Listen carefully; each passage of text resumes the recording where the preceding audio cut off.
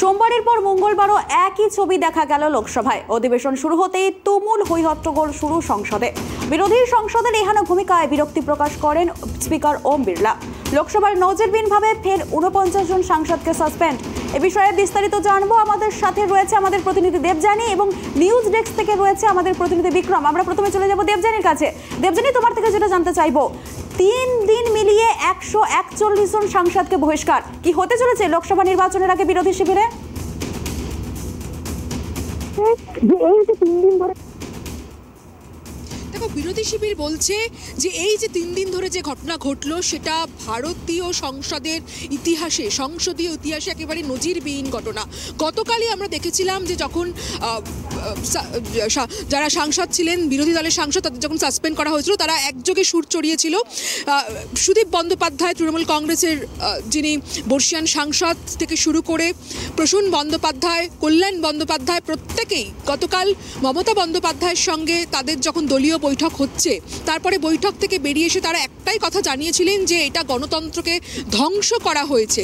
এবং সেইখানেই গতকালের মিটিংয়েই তাদের সিদ্ধান্ত হয়েছিল, মমতা বন্দ্যোপাধ্যায় তার দলের যারা সাংসদ তাদেরকে নির্দেশ দিয়েছিলেন যে আজ থেকে এর তীব্র প্রতিবাদ করতে হবে। গান্ধী মূর্তির পাদদেশে তার দলের যারা সাংসদ, সাসপেন্ডেড সাংসদ, তারা ধর্নায় বসবে এবং নেত্রীর নির্দেশ মতো আজকে আমরা দেখেছি তারা সংসদ চত্বরে ধর্নাও দেখিয়েছে। তবে আজকে এই যে ইন্ডিয়া জোটের বৈঠক, তার আগে গত পরশু থেকে বলা যায় যে লোকসভার স্পিকার যে কড়া পদক্ষেপ নিয়েছে বিরোধী সাংসদদের বিরুদ্ধে, তাতে বিরোধী ঐক্য আরও বেশি মজবুত হলো বলেই বিরোধী সাংসদদের তরফ থেকে দাবি করা হচ্ছে। সুদীপ বন্দ্যোপাধ্যায়ও কিন্তু গতকাল ঠিক একই কথা বলেছেন যে এতে বিরোধী ঐক্য আরও বেশি মজবুত হলো। এবং এই যে আজকে সংসদের বাইরে তুমি দেখেছো নিশ্চয়ই যে রাহুল গান্ধী থেকে শুরু করে সুদীপ বন্দ্যোপাধ্যায়, শরদ পাওয়ার সবাই কিন্তু একসঙ্গে প্রতিবাদ জানিয়েছে। এবং আজকে ইন্ডিয়া জোটের যে বৈঠক হচ্ছে তাতেও কিন্তু এই বিষয়টা উঠে আসবে, আলোচনা হবে। তোমাকে আমি একবার থামাবো, আমরা কথা বলবো। নিউজ রুম থেকে আমাদের প্রতিনিধি রয়েছে বিক্রম। বিক্রম, তোমার থেকে যেটা জানতে চাইবো, দেখো এই যে এতজন সাংসদকে একসঙ্গে বহিষ্কার, তো সামনে লোকসভা ভোট, এতে কি আরো একজোট করে দিল সাংসদদের? কি জানতে পারছো?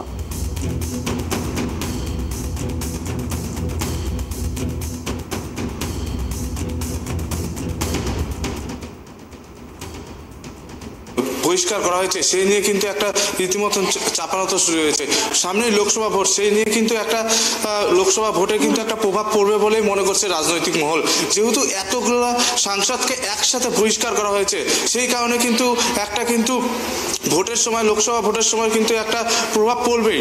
এই প্রভাবের ফলে কি ইন্ডিয়া জোট কি আরও শক্তিশালী তাহলে কি হবে, না ইন্ডিয়া জোটের পরেও কি এই শক্তিশালী থাকবে, সেটাই কিন্তু রাজনৈতিক মহলে এখন প্রশ্ন উঠছে। যদিও একটা দেখা যেতে পারে যে তৃণমূল কিন্তু 3 রাজ্যে কিন্তু সেইভাবে ফলাফল করতে পারেনি এবং কি কংগ্রেসও কিন্তু সেইভাবে ফলাফল করতে পারেনি।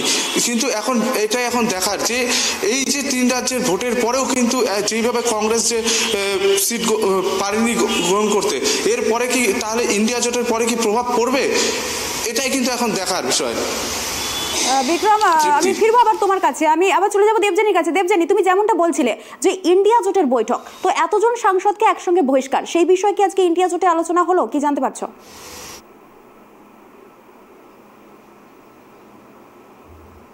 অবশ্যই ইন্ডিয়া জোটের বৈঠকে আজকে বিষয়টা তো ভীষণভাবে উঠে আসবেই, উঠে এসেছেও, এমনটাই আমরা সূত্রের খবর জানতে পারছি। কারণ একসঙ্গে এতগুলো বিরোধী দল তারা এক জায়গায় এসেছে, তারা বিজেপির এই যে সিদ্ধান্ত তার তো তীব্র নিন্দা করেইছে ইতিমধ্যেই, তারা সংবাদ মাধ্যমের সামনে তারা তাদের ক্ষোভ প্রকাশ করেছে। কিন্তু এর কিভাবে প্রতিবাদ করা যায় বা আগামী দিনে নির্বাচনের যে প্রচার হবে সেখানে বিজেপির এই যে ভারতীয় সংসদীয় ইতিহাসে এই যে নজিরবিহীন ঘটনা, যেটা বারবার বিরোধীরা বলছে, সেটাকে তারা কিভাবে ইস্যু করে এবং সাধারণ মানুষকে কিভাবে বোঝায় যে বিজেপি একদম গণতন্ত্রের টুটি চেপে ধরছে, এই ইস্যুটা কিভাবে তারা সাধারণ মানুষের কাছে তুলে ধরে, সেটা নিয়ে তো অবশ্যই এই যে বৈঠক, আজকের বৈঠক, সেখানে আলোচনা চলছে। তবে তার আগে তোমাকে আমি জানিয়ে রাখি তৃপ্তি, যে আজকে যে এই বৈঠক হচ্ছে, সেই বৈঠকে আজকে বৈঠক শুরু হওয়ার আগেই আমরা দেখলাম একটা 1-to-1 আলোচনা কিন্তু প্রত্যেকেই করতে দেখা গেছে। আমরা গতকালও দেখেছিলাম মমতা বন্দ্যোপাধ্যায়ের সঙ্গে আলাদা করে গিয়ে অরবিন্দ কেজরিওয়াল তিনি দেখা করেছিলেন। আজকে মমতা বন্দ্যোপাধ্যায়ের সঙ্গে অখিলেশ যাদব তিনি আলাদা করে কথা বলেছেন। আজকে স্ট্যালিনের সঙ্গে অখিলেশ যাদব তিনি আলাদা করে কথা বলেছেন।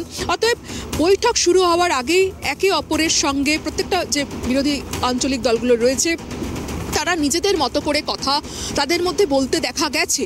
এবং আরও একটা বিষয়, খুব গুরুত্বপূর্ণ বিষয়, যেহেতু আজকের এই বৈঠকের মূল এজেন্ডাই হচ্ছে আসন ভাগাভাগি, আসন সমঝোতা, তাই কংগ্রেস আগেভাগেই এই বৈঠক শুরুর আগেই একটা 5 সদস্যের কমিটি তৈরি করে দিয়েছে, যে কমিটিতে রয়েছে অশোক গেহলট। এবং এই আজকের যে বৈঠক সেখানে যে মূল আলোচ্য বিষয় আসন সমঝোতা হতে চলেছে এবং বিভিন্ন যে আঞ্চলিক দলগুলো রয়েছে তাদের সঙ্গে আসন সমঝোতা নিয়ে কোথাও হয়তো একটা মতানৈক্য তৈরি হতে পারে, কিন্তু এই মতানৈক্যটা যাতে এই জোটের ক্ষেত্রে অন্তরায় না হয় তার জন্যই কিন্তু কংগ্রেস এই কমিটিটা আগে ভাগে তৈরি করে দিয়েছে বলে রাজনৈতিক মহল মনে করছে। আর যেটা বললাম, এই কমিটিতে রয়েছেন অশোক গেহলট। অশোক গেহলট একজন প্রবীণ কংগ্রেস নেতা এবং বিরোধী দলের সঙ্গে তার সম্পর্ক অত্যন্ত ভালো, সকলের সঙ্গেও তিনি যোগাযোগ রেখে চলেন। দিল্লির রাজনীতি যারা করেন তারা জানেন যে সকলের সঙ্গে অশোক গেহলটের যোগাযোগ রয়েছে। তাই আসন সমঝোতার বিষয়টা আজকে যেরকম এই বৈঠকে আলোচনা হবে, সেরকম বৈঠকের বাইরে এই বৈঠকে যাতে কোনো তিক্ততা না তৈরি হয়, যাতে কেউ একদম প্রকাশ্যে কিছু না বিরোধিতা করতে পারে, একদম সুন্দর করে একটা আলোচনা, যাতে একটা মসৃণ আলোচনা হয়, তার জন্যই কিন্তু এই কমিটিটা তৈরি করা হয়েছে। এবং এই বৈঠকের বাইরেও এই কমিটি, এই যে কংগ্রেসের ন্যাশনাল অ্যালায়েন্স কমিটি, এই কমিটি বিরোধী আঞ্চলিক দলগুলোর সঙ্গে তারা আলোচনা করবে এবং সেখান থেকে একটা রফাসূত্র বেরিয়ে আসবে, এমনটাই কিন্তু সূত্রের খবর।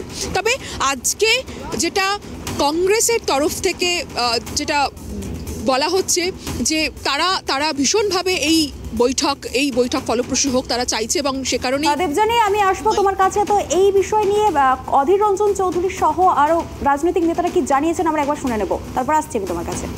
Say that it is nothing but an anarchy being played inside the parliament. Anarchy being played inside the parliament. They don't have even an iota of faith upon the parliamentary system in our country. So that is why it is nothing but an anarchy. और मुझे ये बताओ, police किसके हाथ में है? वो सारी होम मिनिस्ट्री के नीचे है। तो क्या हो जाता अगर वो 5 मिनट आते और कहते जनाब ये हो गया है, हम इस पर कार्रवाई कर रहे हैं, और क्या कह रहे हैं? तो प्रोटेस्ट कब तक चलता रहेगा? जब तक वहाँ एक भी रहे। That's right. So they've suspended another 42 people today. It's clear they want an opposition mukt Lok Sabha, and presumably they'll do something similar in the Rajya Sabha. I think at this point we have to really start, unfortunately, writing the obituaries for parliamentary democracy in India. The basic principle of parliamentary accountability has been violated by the Home Minister not coming to the House to talk about what he's been telling the media outside, and secondly to initiate a discussion, which would have been the right thing to do, neither of which has happened. Then when opposition protested that, demanding it, they were suspended.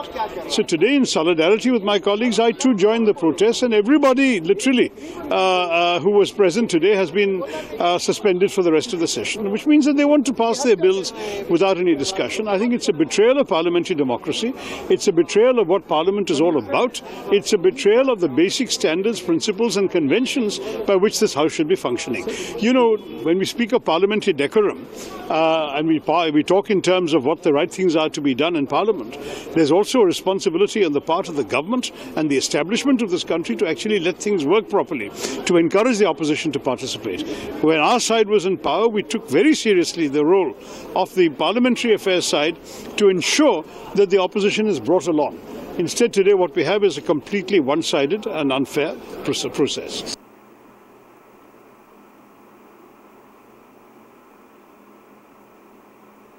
আমরা কথা বলছিলাম আমাদের প্রতিনিধি দেবযানীর সাথে। দেবযানী, আমি আবারও ফিরবো তোমার কাছে। তো দেবযানী, তোমার থেকে যেটা জানতে, তো আমরা চলে আসবো আমাদের নিউজ ডেস্ক থেকে, আমাদের প্রতিনিধি রয়েছে বিক্রম, তোমার থেকে যেটা জানতে চাইবো। দেখো, অভিযোগ উঠছে যে লোকসভা থেকে বিরোধী শূন্য সাংসদ করতে চাইছে, লোকসভা থেকে এমনটাই অভিযোগ উঠছে। তো এই বিষয়ে কি জানতে পারছো, জানাও।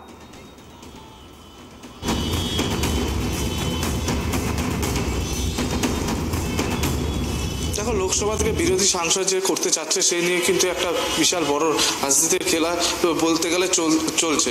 যদিও বিরোধী শূন্য যদি লোকসভা হয় তাহলে কিন্তু একদিকে যেরকম কংগ্রেসের লাভমুখী কিছুটা হলেও হতে পারে, কিন্তু একদিকে যেরকম তোকে জানিয়ে রাখি যে শূন্য যে চলছে, যে শূন্য সাংসদ করছে সেই নিয়েও কিন্তু একটা বিশাল রাজনীতির খেলায় চলছে বলেই আমরা জানতে পারছি।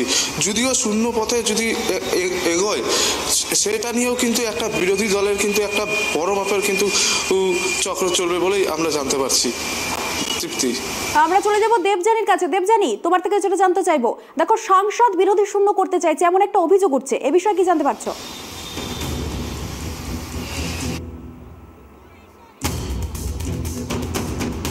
দেখো, সেটা তো বলবোই, তবে যেটা আমি বলছিলাম যে আমরা তো এই মুহূর্তে অশোক হলে রয়েছি, অশোক হোটেলে, এবং যেখানে এই মুহূর্তে ইন্ডিয়া জোটের বৈঠক চলছে, এবং এই বৈঠক রাজনৈতিকভাবে লোকসভা নির্বাচনের আগে অত্যন্ত তাৎপর্যপূর্ণ। তার কারণ এই যে আজকের বৈঠক, সেখানেই একটা আসন নিয়ে একটা রফাসূত্র বেরোনোর একটা প্রবল সম্ভাবনা রয়েছে। এবং আজকে কংগ্রেসও এই বৈঠক শুরু হওয়ার আগে একটা 5 সদস্যের ন্যাশনাল অ্যালায়েন্স কমিটি গঠন করে দিয়েছে, যে কমিটি প্রত্যেকটা বিরোধী রাজনৈতিক দলের সঙ্গে, আঞ্চলিক দলগুলোর সঙ্গে আসন রফা নিয়ে আলাদা আলাদাভাবে আলোচনা করবে। এবং আজকে যেটা দেখা গেল যে বৈঠক শুরুর আগেই মমতা বন্দ্যোপাধ্যায়ের সঙ্গে আলাদা আলাদা করে অনেকেই কথা বলেছেন। তার মধ্যে যেরকম অখিলেশ যাদব, তিনি আলাদা করে বৈঠক করেছেন, সেরকম উদ্ধব ঠাকরে, তিনিও মমতা বন্দ্যোপাধ্যায়ের সঙ্গে আলাদা করে কথা বলেছেন। আবার অখিলেশ যাদব, এমকে স্টালিনের মধ্যেও আলাদা করে কথা হয়েছে। গতকালই আমরা দেখেছি কেজরিওয়াল মমতা বন্দ্যোপাধ্যায়ের সঙ্গে কথা হয়েছে। এবং আঞ্চলিক দলগুলো কংগ্রেসকে আজকে একটা জিনিস খুব তাদের কাছ থেকে স্পষ্ট করে বুঝে নিতে চাইছে, যে তারা এই আসন সমঝোতা নিয়ে কতটা নমনীয়। তার কারণ কংগ্রেস জাতীয় দল, তারা শুরু থেকেই তারা যেটা বলছিল যে তাদের যে জাতীয় দলের ক্ষেত্রে তারা বেশি আসন দাবি করছিল, এমনটাই সূত্রের খবর। কিন্তু বিরোধী আঞ্চলিক দলগুলো তারা কিন্তু কংগ্রেসকে বেশি আসন ছাড়তে রাজি নয়। সেটা পশ্চিমবঙ্গের ক্ষেত্রেই হোক, সেটা দিল্লির ক্ষেত্রেই হোক, সেটা পাঞ্জাবের ক্ষেত্রে হোক, সেটা উত্তরপ্রদেশেই হোক, বা সেটা তামিলনাড়ুতেই হোক, সব জায়গাতেই, বা অন্যান্য যে বিহারের ক্ষেত্রে হোক বা ঝাড়খণ্ডের ক্ষেত্রে হোক, সব ক্ষেত্রেই কিন্তু একটা সমস্যা তৈরি হচ্ছিল। তাই বিরোধী দলগুলো, মানে আঞ্চলিক দলগুলো, কংগ্রেসের কাছ থেকে একটা জিনিস খুব স্পষ্ট করে এটা আজকে বুঝে নিতে চাইছে, যে তারা কতটা নরম মনোভাব দেখাচ্ছে। এবং আজকে আমরা যেটা দেখলাম, যে আজকের এই বৈঠকে রাহুল গান্ধীর পাশে মমতা বন্দ্যোপাধ্যায় এবং সীতারাম ইয়েচুরিও রয়েছে। এই ছবিটাও কিন্তু খুব তাৎপর্যপূর্ণ, তৃপ্তি। তার কারণ মমতা বন্দ্যোপাধ্যায় গতকালই খুব স্পষ্টভাবে বলে দিয়েছেন যে পশ্চিমবঙ্গের ক্ষেত্রে সেখানে তার কংগ্রেস এবং সিপিএম, এই বিজেপিকে উৎখাত করতে এই দুটো দলের সঙ্গে তাদের দিকে হাত বাড়িয়ে দিতে মমতা বন্দ্যোপাধ্যায়ের যে কোনো অসুবিধে নেই, সেটা কালকেই তিনি কিন্তু স্পষ্ট করে দিয়েছেন। এবং তারপরেই আজকে দেখলাম রাহুল গান্ধীর পাশে মমতা বন্দ্যোপাধ্যায় এবং সীতারাম ইয়েচুরি। তাহলে সেক্ষেত্রে রাজনৈতিক মহল এটা মনে করছে যে পশ্চিমবঙ্গে হয়তো এই যে কংগ্রেসের সঙ্গে এখন সিপিএমের অ্যালায়েন্স আছে, তৃণমূল চাইছে কংগ্রেসকে সঙ্গে নিয়ে এই লোকসভা নির্বাচনটা লড়তে, তাহলে বিজেপিকে সরাতে সিপিএমও কি এই তৃণমূল কংগ্রেস এদের পাশে দাঁড়াবে? একসঙ্গে কি তারা প্রার্থী দেবে বিজেপির বিরুদ্ধে? যেটা মমতা বন্দ্যোপাধ্যায় একদম শুরু থেকেই বলছেন, 1:1 লড়াই।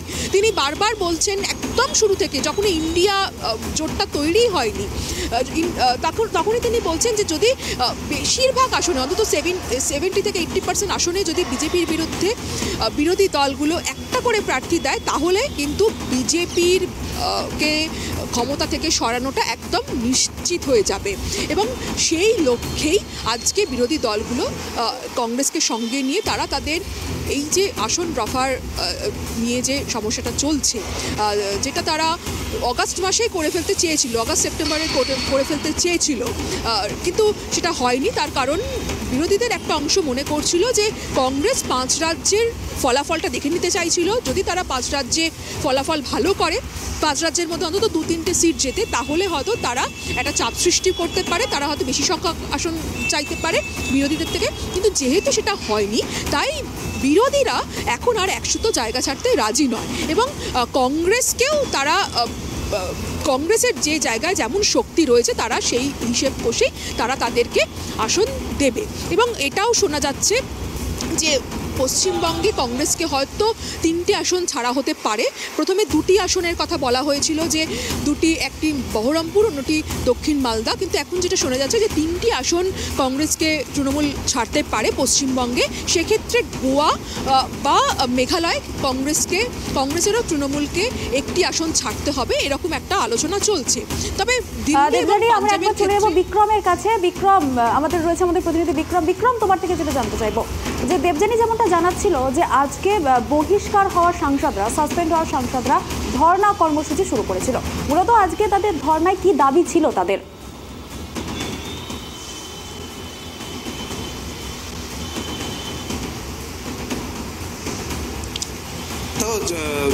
যখন সংসদ শুরু হয় তখন থেকে কিন্তু উত্তাপ হয়ে পড়ে, এবং কিন্তু তারপরে কিন্তু তারা বাইরে বেরিয়ে এসে কিন্তু তারা বিক্ষোভ শুরু করে।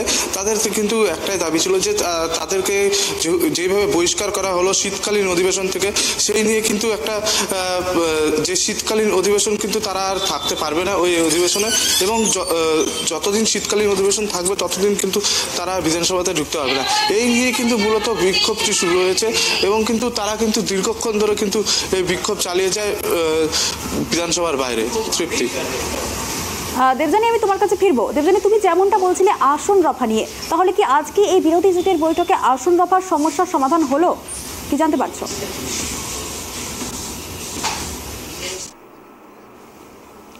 দেখো, বৈঠক তো চলছে, সমাধান হলে সেটা তার সাংবাদিক বৈঠকে নিশ্চয়ই জানাবেন। তবে আজকের বৈঠকে পুরোপুরি সমাধান হবে কি না সেটা নিয়েও একটা প্রশ্ন রয়ে যাচ্ছে, কারণ এতগুলো স্টেট, সেখানে এতগুলো আসন, সেটা এই বৈঠকে পুরোপুরি সমাধান যদি হয়ে যেত তাহলে কংগ্রেস কিন্তু বৈঠকের আগেই একটা আলাদা করে ন্যাশনাল অ্যালায়েন্স কমিটি তৈরি করতো না। তারাও জানে যে কোথাও এই আসন রফা নিয়ে কোথাও হয়তো কিছু সমস্যা থেকে যাবে, এবং সেই কারণেই এই বৈঠকের বাইরে আলাদা করে আলাদা টেবিলে আলাদা আঞ্চলিক দলের সঙ্গে তারা যাতে বৈঠক করতে পারে এবং সবাই সঙ্গে তারা একটা ইতিবাচক পদক্ষেপ একসঙ্গে নিতে পারে, তার জন্যই কিন্তু এই কমিটিটা, ন্যাশনাল অ্যালায়েন্স কমিটি, তারা গঠন করে দিয়েছে। তবে দেখো, আজকের এই মূল এজেন্ডা, যেটা বারবার বলছি যে সিট শেয়ারিং, সেটা তো রয়েছে, কিন্তু তার পরেও এই সব কিছুর ঊর্ধ্বে উঠিয়েও বিরোধী দলগুলো সবাই একজোট হয়ে একটাই কথা বলছে যে বিজেপিকে আটকাতে, বিজেপিকে দেশের ক্ষমতা থেকে সরাতে তারা তাদের মধ্যে সব রকম আপোষ করতেই তৈরি, এবং এই জোটটা হচ্ছে, এটা একদম নিশ্চিত। এবং এই ইন্ডিয়া এগেনস্টে যে এনডিএকে লড়তে হবে সেটাও কিন্তু নিশ্চিত। এই জোট কোথাও ভাঙার নেই, এটাই বিরোধী তরফ থেকে দাবি করা হচ্ছে। তার কারণ তাদের বক্তব্য যে এই সরকার জনগণের স্বার্থবিরোধী সরকার, এবং এই সরকার যা পদক্ষেপ করছে সেটা একের পর এক যা তারা পদক্ষেপ করেছে সেগুলো সবই দেশের মানুষের তাতে কোনো ভালো হয়নি। তাই এই সরকারকে সরাতে তাদের সকলকে এক জায়গায় আসতে হবে, এবং সেক্ষেত্রে যদি কাউকে কিছু স্যাক্রিফাইস করতে হয় সেটা করতে হবে। দেবযানী, আমরা চলে যাবো বিক্রমের কাছে। বিক্রম, তোমার থেকে যেটা জানতে চাইবো যে আজকে কল্যাণ বন্দ্যোপাধ্যায়ের বিরুদ্ধে একটা মিমিক্রি করার অভিযোগ উঠেছে যে সে জগদীপ ধনকরের মিমিক্রি করেছে, তো এই বিষয়ে কি জানতে পারছো?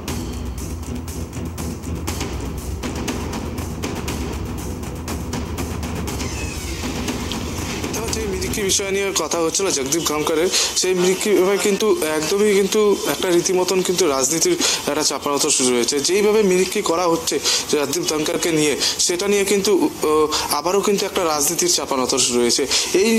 এই বিষয় নিয়ে কিন্তু ইতিমধ্যেই কিন্তু বিরোধী শিবিররা একটা বিক্ষোভের শুরু করেছে, এবং পাশাপাশি কিন্তু এই বিষয় নিয়ে কিন্তু রীতিমতন কিন্তু রাজনীতির চাপানোতর শুরু হয়েছে।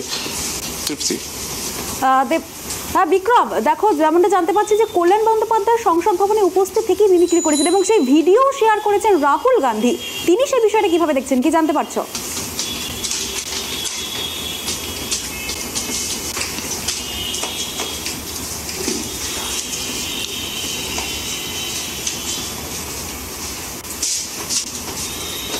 বিক্রম, কল্যাণ বন্দ্যোপাধ্যায় যখন সংসদে মিমিক্রি করছিলেন সেই ভিডিও করেছিলেন রাহুল গান্ধী, তো তিনি সেই বিষয়টা কিভাবে দেখছেন, কি জানতে পারছো বিক্রম? দেবযানী তোমার কাছে আসবো আমি। দেবযানী, আজকে সংসদে কল্যাণ বন্দ্যোপাধ্যায়, জগদীপ ধনখড়ের মিমিক্রি, রাহুল গান্ধী, তো এই বিষয়টা তিনি কিভাবে দেখছেন বিষয়টা, কি জানতে পারছো দেবযানী?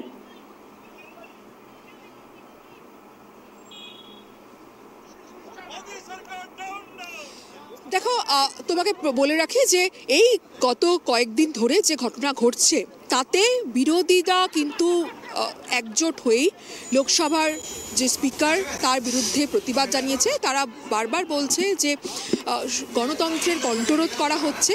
তো এই যে পরপর যা ঘটনা ঘটছে সেখানে কিন্তু বিরোধী ঐক্যে কোথাও ফাটল দেখা যায়নি, এবং সেটা মহুয়া মৈত্র থেকে শুরু করে সেটা ডেরেক ওব্রায়ানের প্রতিবাদ, তারপরে কল্যাণ বন্দ্যোপাধ্যায়ের আজকে মিমিক্রি, সব মিলিয়ে আমরা দেখছি যে যারা বিরোধী দলের অন্যান্য রাজনৈতিক দলগুলো রয়েছে তারা, সেটা বিজেপির তরফ থেকে তার সমালোচনা করা হলেও শাসক দল সেটা নিয়ে তারা তাদের মতো করে অভিযোগ করলেও বিরোধী দল কিন্তু একে অপরের পাশেই দাঁড়াচ্ছে।